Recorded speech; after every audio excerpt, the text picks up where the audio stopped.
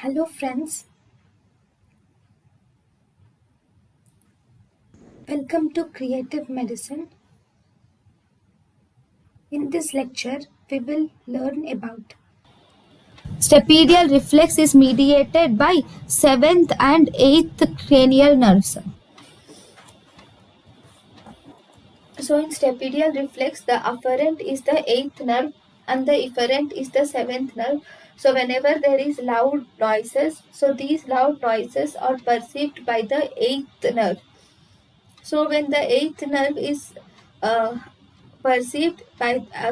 perceived the noises, then this 8th nerve gets activated, and this will activate the cochlear nucleus, ipsilateral cochlear nucleus, and also contralateral cochlear nucleus.